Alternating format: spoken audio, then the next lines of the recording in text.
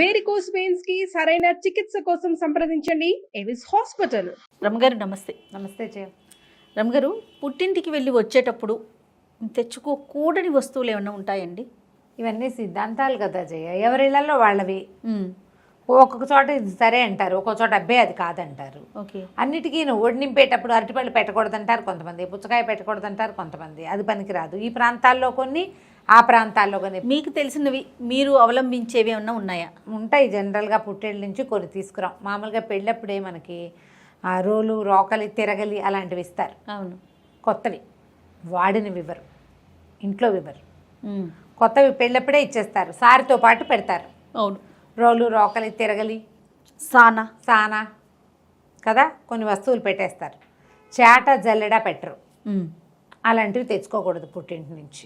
చేటలు, జల్లెళ్ళు, ఆ సామాగ్రి, కొలిచే సామాగ్రి ఏది తయారు అంటే బియ్యం కొలిచే డబ్బాలు ఉంటాయి, మరకాలు, మానికలు అవి ఉంటాయి చూసావా, అవి తెచ్చుకోకూడదు.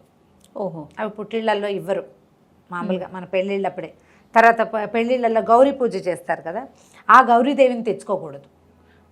అమ్మాయికి మనం కాపరాన్ని పంపించేటప్పుడు ఇది ఇస్తారు, కొన్ని దేవతార్చనకి సామాన్లు, దాంట్లో ఒక కొత్త గౌరీదేవిని పెట్టిస్తారు. ఓ. మళ్ళీ లక్ష్మీదేవి విగ్రహాలు అవి ఇవ్వరు పుట్టిళ్ళ నుంచి. అవును. చాలా సాధారణంగా చేస్తారు కదా. అయితే శుక్రవారం పూట కనుక అమ్మాయి పుడితే, శుక్రవారం పుట్టిన అమ్మాయిని తీసుకెళ్ళదలుచుకుంటే పెళ్ళికి అత్తారింటికి పంపించేటప్పుడు అత్తవారితోటి ఓ బంగారం గుమ్మం మీద పెట్టించి గుమ్మం దాటిస్తారు. శుక్రవారం పుట్టిన పిల్ల లక్ష్మీదేవితో సమానమని, ఆ పిల్ల కనుక ఇంట్లో నుంచి వెళ్తే పుట్టింటి లక్ష్మి తొలగిపోతుంది కాబట్టి ఆ అమ్మాయికి బదులుగా ఒక బంగారు రూపాన్ని పెట్టించి చేయిస్తారు. కొన్ని చోట్ల ఆచారంగా కనపడుతుంది. అయితే ఈ బంగారం తీసుకోం.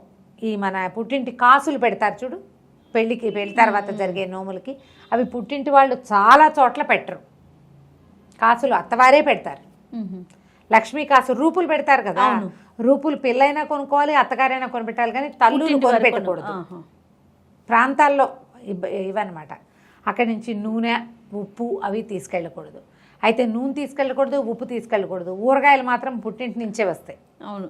చాలా ఏళ్ల పాటు మరి పిల్లకి రాదు, పుట్టింటి వాళ్ళు ఇస్తారు. అయితే ఇప్పుడు చూస్తున్నాం పుట్టింటి వాళ్ళు ఇవ్వడం మనకు బాగా తెలుసు. మా అక్కలకి మా అమ్మ ఇస్తూనే ఉండేది. అట్లాగే వాళ్ళు వచ్చి ఇక్కడ పెట్టుకునేవాళ్ళు, ఇది వచ్చేసేవాళ్ళు. అత్తవారింటి నుంచి ఊరగాయలు వచ్చే విధానాలే ఇదివరకు ఉండేవి, అత్తారింట్లో పద్ధతే. క్రమంగా అది కూడా పుట్టింటి వాళ్ళే ఇవ్వాలని ఒక పద్ధతిగా తోసేశారు. మేమ పెడితోటి పెట్టించుకు తెచ్చుకొని పని మానేయడం కోసం, పని మానేయడానికి. అయితే ఇలా ఊరగాయలు అవి తెచ్చుకునేటప్పుడు కూడా ₹1 ఇచ్చి తెచ్చుకోవాలి అని చెప్తారు కొంతమంది. ఓహో. ఒటిగా ఎలా పెడతారు, కాయలైనా మనం కొనాలి, నూనెైనా మనం కొనాలి. నూనె, ఉప్పు పుట్టింటివి మన ఇంటికి రాకూడదు, దానివల్ల పుట్టింటికి ఇబ్బందులు వస్తాయి అని మనం ఎవరమైనా అలాగే అనుకుంటాం కదా. ఇప్పుడు పుట్టిల్లు వేరు, అత్తారిల్లు వేరు, ఈ భావాలు ఈనాడు లేవు. ఎందుకంటే ఆడపిల్లలకి సగం ఆస్తి ఇచ్చేస్తున్నారు. అంటే ఆడ మగ సమానమే కదా, ఏముంది పెద్ద ఇందులో, అంత సిద్ధాంతం ఏమీ లేదు. కాకపోతే సిద్ధాంతంగా చేసేటప్పుడు నువ్వులు కానీ పల్లీలు కానీ తెచ్చుకోరు. నూనెలు, పుట్టింట్లో పట్టించిన నూనెలు తీసుకురారు. చేట, జల్లెడ ఇవ్వరు. ఇవి మనకి సాధారణంగా కనపడేవి. కాకపోతే పిల్లలకి, ఆడపిల్లలకి పెళ్ళయ్యాక బంగారం పెట్టరు, మనవరాళ్ళకి పెడతారు. ఇక కూతురికి చేయించరు. నువ్వు చాలా చోట్ల గమనించు. అవును. మనవాళ్ళు పుడితే పిల్లకి పెట్టడం చాలా ఇళ్లల్లో కనపడుతుంది. ఇప్పటికీ పల్లెటూరు పద్ధతులు ఏంటంటే పిల్ల పెద్దదైతే అంతా మేనమామే జరపాలి. చెవులు కుట్టించడం మేనమామే కుట్టిస్తాడు. ఇది ఎప్పుడంటే అమ్మాయిలకి ఆస్తుల్లో ఏ వాటాలు ఇవ్వని రోజుల్లో ఉండేవేమో అనుకుంటా. కానీ ఈ చెవులు కుట్టించడం మేనమామ కుట్టించాలి, పిల్ల పెద్దదైతే వచ్చి ఓడి వేసి ఫంక్షన్ చేయాలి మేనమామలే.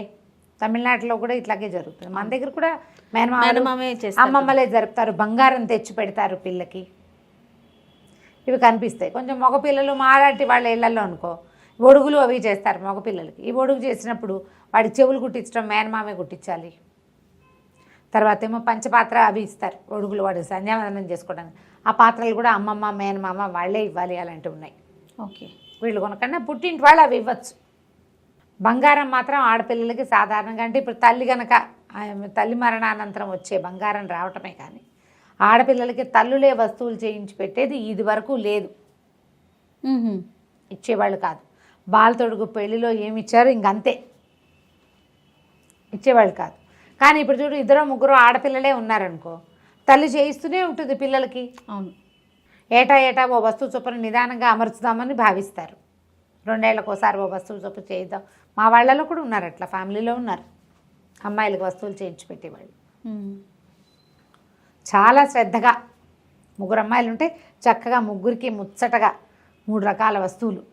ఏదైనా బంగారం కొనటమంటే దాన్ని 3 భాగాలు చేసి, సిద్ధాంతాలు మరి వాళ్ళు ఎవరి పద్ధతులు వాళ్ళవి కదా. కొన్ని చాలా సరదా కలుపుతాయి అనమాట. ఎంత చక్కగా చేస్తారు, చెప్పుకునేటట్టుగా ఆవిడ ఎంత బాగానో చేస్తారు అని. మా పిన్ని ఒక ఆవిడ చేస్తారు అట్లా చాలా శ్రద్ధగా. వాళ్ళు ఏదో ఇల్లు డెవలప్ చేశారు, అందులో నుంచి కూడా అమ్మాయిలకు ఆస్తులు. మరి ఇప్పుడు ఈ కాలం మారింది కదా, అప్పుడు ఇంకా పుట్టిన నుంచి తేకూడదు అలాంటివి అయితే ఉండవు. కాకపోతే ఏంటంటే ఈ పాతకాలపు కన్జర్వేటివ్ విధానాల్లో మాత్రం ఇందాక మనం చెప్పుకునే లిస్ట్ అంతా మాత్రం పుట్టింటి నుంచి తెచ్చుకోకూడదు. పెళ్ళప్పుడే మంచాలు ఇస్తారు. తర్వాత మళ్ళీ చంటిపిల్లకు మంచం అని ఇస్తారు, చంటిపిల్ల సారతో పాటు. ఇంకా తర్వాత పుట్టింట్లో వాడిన మంచాన్ని తెచ్చుకోకూడదని సిద్ధాంతం. వాడబడుతున్న వస్తువుల్ని తేకూడదు.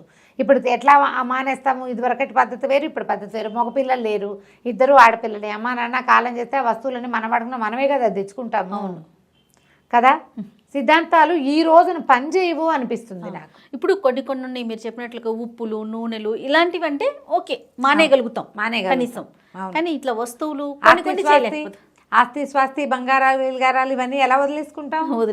వదిలిపెట్టుకోలేకపోతాం. ఇంకో వేరే దారి కూడా లేదు కదా. అవునవును, అక్కడ ఇంకో దారి లేదు కాబట్టి అందుకని ఇవేంటంటే ఈ పాతకాలపు సిద్ధాంతాలని ఎక్కువ పైకి తీసుకురాకుండా ఉండడమే మంచిది.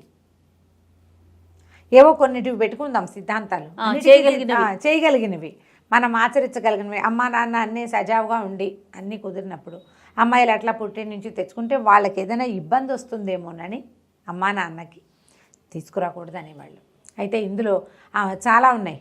అమ్మాయిలు అంటే ఆ పుట్టింట్లో ఆడపిల్లలు కడుపుతూ ఉంటే ఇంట్లో తద్దినాలు పెట్టకూడదు, ఇలాంటివి కూడా పెడతారు. అలా ఏం ఉండదు. ఆ కూతురు కడుపుతో ఉన్నా తండ్రి ఇంట్లో తద్దినం పెట్టుకోవచ్చు. వాళ్ళ ఇంట్లో ఎవరైనా మరణిస్తే ఏం చేస్తారు చెప్పు? అవును, అప్పుడు ఏం చేయలేకపోతారు కదా. ఎవరి భార్య కడుపుతోందో వాళ్ళు తలకొరివి పెట్టరు, మిగతా వారు కార్యక్రమాలన్నీ చూస్తారు. అంత పెద్ద తప్పేం లేదు. 7 నెలలు దాటాక తద్దినాలు అవి పెట్టరు. అన్నదమ్ములు ఉంటే వాళ్ళు పెడతారు, లేదా ఏ స్వయం పాకమో ఇస్తారు. ఇలాంటి సిద్ధాంతాలు ఏవో కొన్ని మనం పాటించగలుగుతాం, కానీ ఈ తెచ్చుకోకూడదు చేయకూడదు అనే సిద్ధాంతాన్ని అసలు పాటించనే లేము. పసుపు కుంకం ధారాళంగా తెచ్చుకోవచ్చు. ఈ మన ప్రాంతాల్లో తెలంగాణ ఈ వైపు అంతా ఒడిబియ్యం పోస్తారు. ఒడిబియ్యం తెచ్చుకుంటాం. ఒడిబియ్యం తెచ్చుకున్నాక పుట్టింటి వాళ్ళు పోసారనుకో, లేదా వాళ్ళే మన ఇంటికి వచ్చి పోస్తే ఒడిబియ్యం వండేందుకు కూడా ఒక రోజు పెట్టుకుని వాళ్ళు వండుకుంటాం. ఈ ఒడిబియ్యం వండలేకపోయాం, కుదరలేదు, పుచ్చొచ్చింది, ఏం చేయాలి అంటే నాకు కూడా తెలియదు. నన్ను ఒకళ్ళు అడిగారు. నేను మా పక్కన ఒక మామగారిని సలహా అడిగితే ఆవిడ ఆవుకు పెట్టచ్చమ్మా, ఒకవేళ ఒడిబియ్యం వండలేకపోతే ఓ గుప్పెడు మనం వండుకునే అన్నంలో వేసుకుని తతిమా బియ్యాన్ని ఆవుకు పెట్టచ్చు, పక్షులకి వేయచ్చు, ఇంకోళ్ళ ఇంటికి ఇవ్వకూడదుట. జంతువులకి పెట్టచ్చు, ఆవుకు పెట్టుకోవచ్చు. ఇంకా మరి ఏం చేస్తాము, గొడ్లకి పెట్టచ్చు, అంత తప్పేమీ లేదు. ఇలా అంటే చెయ్యలేకపోతే ప్రయత్నం చేయాలట. ఎలా అమ్మాయి బాగా గోరి ఒడిబియ్యం పోస్తారు, పుట్టింటి బాగా గోరి ఒడిబియ్యం వండాలట. అది దాని సిద్ధాంతం. మా ఫ్రెండ్స్లో కూడా కొంతమంది ఒడిబియ్యం పోసినప్పుడు ఒక ప్రోగ్రాం కింద పిలుస్తారు, మళ్ళీ వండుతున్నాం అని ఇంకో ప్రోగ్రాం కింద పుట్టింటి వాళ్ళని పిలుచుకుంటారు అందరినీ. అదే పాయసం కలిసి ఉండటానికి పెట్టినవే కదా రమ్మగారు ఇవన్నీ కూడా ప్రధానంగా. అవును, ప్రధానంగా ఒకళ్ళతో ఒకళ్ళు సోషలైజ్డ్గా ఉండటం కోసం పెట్టిన సిద్ధాంతాలు కొన్ని. కాబట్టి బియ్యము, ఒడిగంటి బియ్యము ఇవన్నీ చక్కగా తెచ్చుకోవచ్చు. జనరల్గా ఏంటంటే పుట్టింటి నుంచి ముళ్ళ చెట్లు అవి తెచ్చుకోకూడదు అంటారు. గోరింటి చెట్టు ముళ్ళము పుట్టింటి నుంచి తేవచ్చా అని కూడా అడిగారు ఒకరు నన్ను. తెచ్చుకోకూడదంటారా? నేను మీ అమ్మ ఏమైనా కన్నదే ఆ గోరింటి చెట్టుని ఎక్కడో ఒక రెమ తెచ్చి ఈ పిల్లే పాత పెట్టిందిట వాళ్ళ ఇంట్లో. అది పెద్దదైంది, మళ్ళీ 3-4 రెమ్మలు పెడితే వచ్చింది. దానికి కూడా ఎందుకు ప్రశ్నలు వేస్తాము? పుట్టి నుంచి తులసమ్మని తెచ్చుకోవచ్చా? తెచ్చుకోవచ్చు. తులసి తెచ్చుకోవచ్చు, మొక్కలు తెచ్చుకోవచ్చు, విత్తనాలు తెచ్చుకోవచ్చు. ఇంకా మాట్లాడుకుంటూ పోతే ప్రతి దగ్గర అనుమానం వస్తుంది కదా. ప్రతి అనుమానమే. తులసమ్మని పెట్టచ్చా? తులసమ్మ అంటే ఇప్పుడు అమ్మ కాదు, తులసి చెట్టు. నువ్వు పూజ చేస్తే తులసమ్మ పాయింట్. ఇప్పుడు 100 మొక్కలు వస్తాయి. ఆ మొక్కను నువ్వు ఒక కుండీలో పెట్టి ఆ కుండీకి పసుపు రాసి బొట్టెట్టి నువ్వు రోజు హారతిస్తే ఒక దాని మీద ఏదైనా అక్షింతలు వేసి పువ్వు వేసి పూజ చేసుకుంటున్నావు అనుకో, రోజు తులసమ్మ నైవేద్యం పెడితే ఆవిడ తులసమ్మ. అమ్మని చేస్తే నువ్వు అలా కాకుండా తులసి మొక్కలుగా ఉంచితే దానికి ఆ భయము లేదు, అనుమానం లేదు. ఆ కోటలో నుంచి తీసుకోకూడదు. వాళ్ళు పూజ చేసుకుంటున్నారు కదా, మేము పూజ చేసుకునే దేవుడిని నువ్వు ఎలా తెచ్చేస్తావు? అలా తేకూడదు. పక్క కుండీల్లో పడి వచ్చినా ఏమనుకో మొక్కలు తెచ్చుకోవచ్చు, చక్కగా తెచ్చుకోవచ్చు, పిల్లలకి ఇవ్వచ్చు. నేనైతే మా ఇంటికి వచ్చిన వాళ్ళందరికీ తలా ఒక తులసి మొక్క తీసి ఇచ్చేస్తుంటా. అవును, అందరికీ ఇచ్చేస్తా. నీకు కూడా పట్టుకొచ్చాను. అదే మనకేం అభ్యంతరం లేదు. పూజ చేసే తులసి చెట్టు, పూజ చేసే దేవుడిలాగా. అంతే. తులసమ్మకి ఏమీ లేదు. తులసమ్మ వాడిపోతే ఎప్పుడు పెట్టాలి, అవి కూడా బోల్డ్ అని డౌట్లు వస్తాయి. మా అమ్మతో పెట్టించచ్చా, నేను పెట్టుకోవచ్చా, పిచ్చి పిచ్చి డౌట్లు. మీరు భయపడుతుంటే అన్నిటికీ భయంగానే ఉంటుంది. పుట్టింటిని చెడగొట్టుకోకండి. ప్రధానంగా అది సంబంధ బాంధవ్యాలు ఉంచుకోండి. ఒక అన్నయ్యో, ఒక తమ్ముడో, ఒక అక్కయ్యో ఉంటే, ఒక చెల్లిలో, అంతే కదా ఉంటాం. వీళ్ళతోటి ఈ సిద్ధాంతాలకు ఏముంది? అవును, సిద్ధాంతం నువ్వు పాటిస్తే సిద్ధాంతం, పాటించకపోతే రాద్ధాంతం. ఏమీ లేదు అక్కడ. అవును, ఏమీ లేదు. మనం ఉంచుకోవాల్సింది మనుషుల్ని.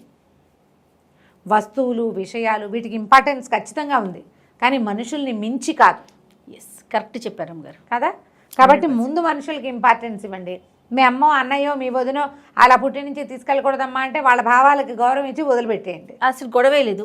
అదే, ఓ 10 రూపాయలు ఇచ్చి తెచ్చుకోండి. లేకపోతే రైట్, హాయిగా ఉంటుంది, గోల లేదు ఇంకా. చాలా బాగుంది అమ్మగారు. రైట్ అండి, నమస్తే. నమస్తే.